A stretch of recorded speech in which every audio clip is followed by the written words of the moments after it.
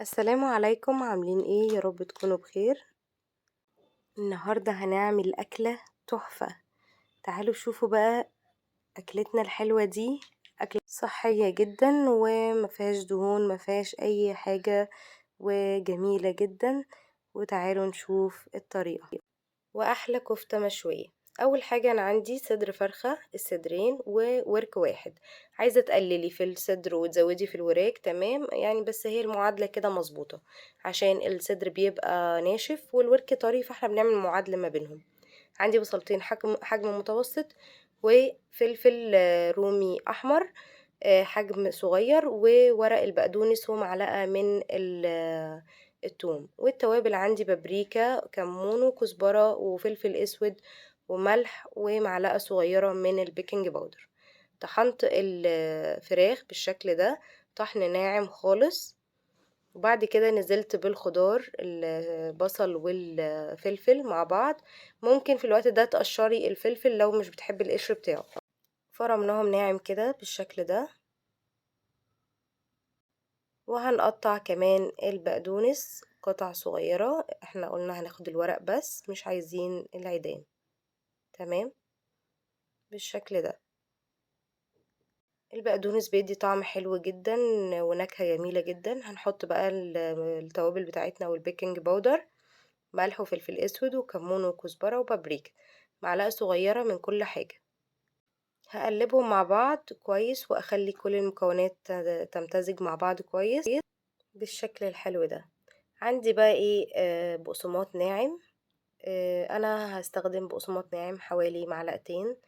ممكن تزيد معاكي او تقل معاكي، خليكي بالتدريج لغايه ما تلاقي القوام بتاعك حلو وسهله في التشكيل، ما يكونش ناعم قوي معاكي وصعب قوي انها تتشكل، بتفرفت منك او كده. فتنزلي بالبقسماط بالتدريج، وده احسن حاجه عشان خاطر تضمني ان ولا تنشف معاكي السوائل كلها، ولا تبقى ناعمه وصعبه قوي في التشكيل معاكي.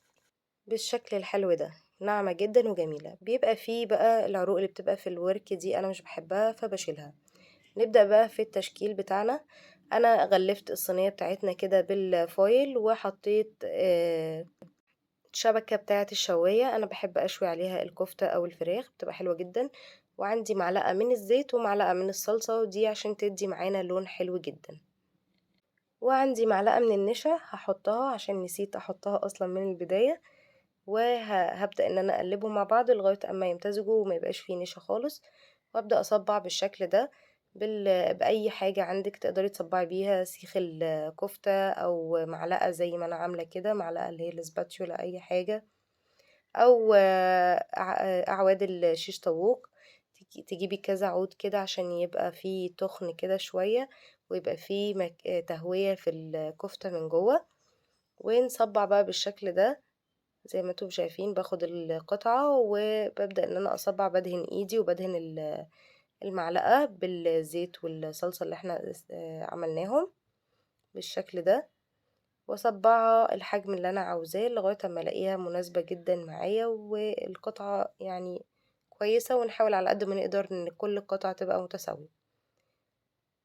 هخرجها بقى من المعلقة بتاعتنا واحطها على الشبكة بالشكل الحلو ده كده. صباع الكفتة حلو جدا وحجمه مناسب جدا.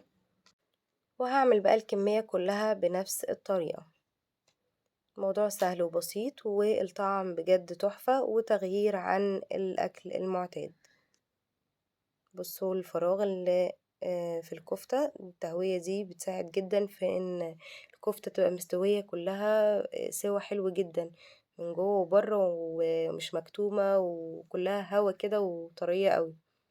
هدهن بقى الوش كله بالباقي الصلصة اللي كانت متبقية معايا، وهدخلها فرن سخن درجة حرارة 200 أو 220، ولغاية أما تستوي. وبقلبها على الجهتين لغاية أما تستوي بالشكل الحلو ده.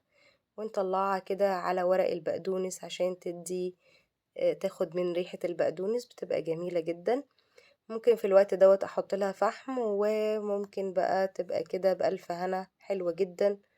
وبصوا بقى مفرغة وجميلة جدا وإن شاء الله الوصفة دي هتعجبكم وأنا متأكدة. بس يا ريت بقى ما تنسينيش في اللايك والاشتراك في القناة على اليوتيوب وصفة هدير سعد، وعلى الفيسبوك يا ريت تعملي شير للفيديو عشان يوصل لأكبر عدد ممكن، ويا ريت بقى تعليقاتكم الحلوة عشان بحب كلامكم بيشجعني أكمل.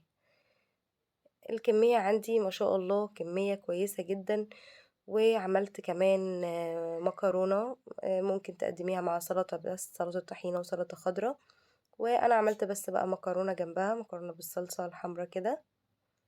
وكمان لو مش عندك الشبكة اللي شويت عليها ممكن تدهني عادي أي صينية وتحطي فيها، تدهنيها دهنة بسيطة من الزيت وتحطي فيها الكفتة وتسوي عادي بنفس طريقة التسوية في الفرن الساخن. وممكن برضو نستخدم شبكة الفرن نحط عليها الكفتة وتحتها صينية وندخلها الفرن برضو ونسويها بنفس الطريقة.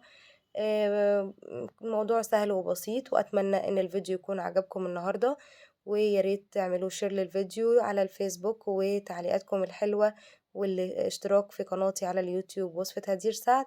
وشكرا جدا ليكم، والسلام عليكم ورحمة الله وبركاته.